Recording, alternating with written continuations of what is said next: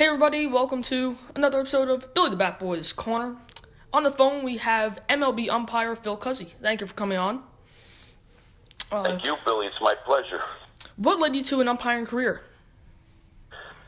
Well, I started out as a school teacher, and I really enjoyed it.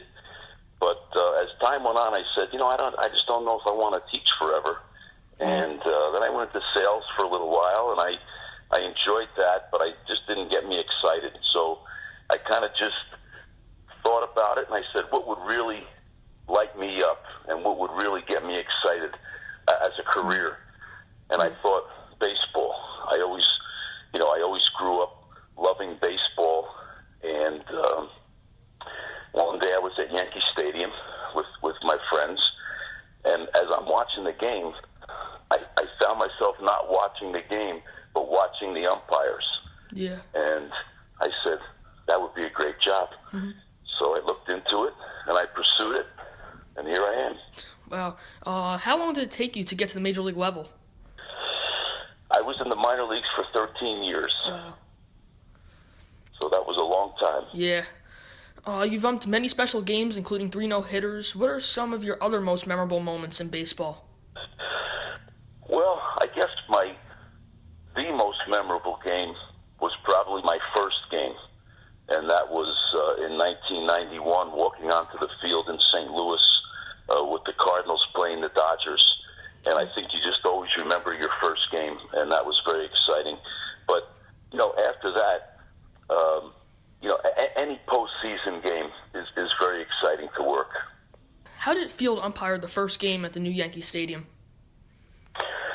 Oh, it was very exciting because I had worked the All-Star game the year before that, which was the closing of the old Yankee Stadium. Yeah. And then when our crew worked the first game of the new, having grown up, in this area of New Jersey, and, it was just very exciting. There was so much excitement in the air about, the opening of this new stadium. Mm-hmm. So it was a beautiful, afternoon, and it was a sellout crowd, and it was just very exciting to work that game. Mm-hmm. How do you think instant replay will affect the game going forward? Well, I think that instant replay has been a good thing for the game, and I just hope that that it doesn't go too far in changing the game. I think so far it's changed for the better, but I just hope that it doesn't go too far and really just change. I'm a purist of the game, so I like to see things the way they were. Mm-hmm. But we have to change with the times, and that's what we've done with replay. And for the most part, I think it's been a positive thing.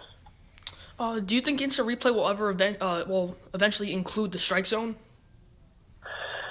That's a good question. I don't think that it will. Certainly not anytime soon. And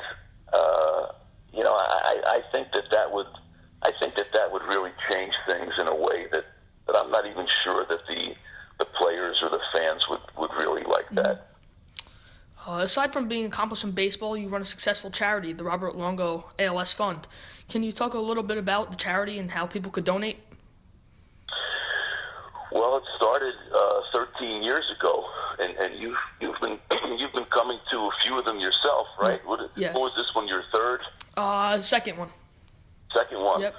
and it started for my very best friend growing up, Robert Longo, who all of a sudden one day said something was wrong with his hand and his arm, and it turned out that he was diagnosed with ALS, better known as Lou Gehrig's disease, and it was just a terrible, terrible disease, and we started the charity to just raise money for research to try to find a cure to this terrible disease, and we donate money for patient care,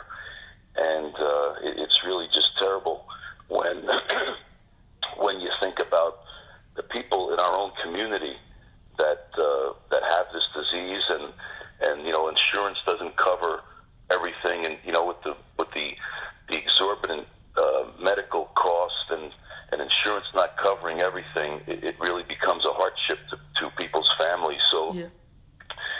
so it's very sad, but we're very happy that we can raise money to help patients in that situation.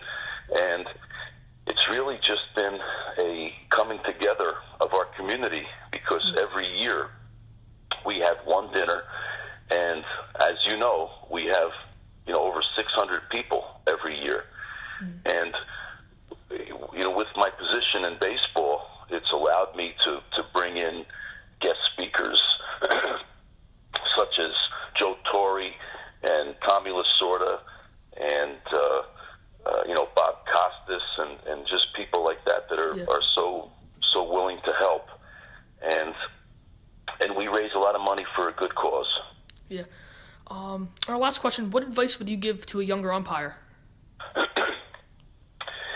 I would say, that if he has in mind that he wants to umpire as a career and to become a major league umpire, I would say that he has to be, or she has to be, very persistent, because it's not easy. You're talking about a profession that at the major league level there are only 74 of us. Mm-hmm. So the numbers are against you, but somebody has to make it. So I would just say, to be persistent and just keep your sights set on your goal, and you're gonna hit bumps in the road, but you can't get discouraged. And I would say just keep going and keep reading the rule book. All right, thank you. Okay, Billy, nice to talk to you. Nice talking to you too. Thank you very much.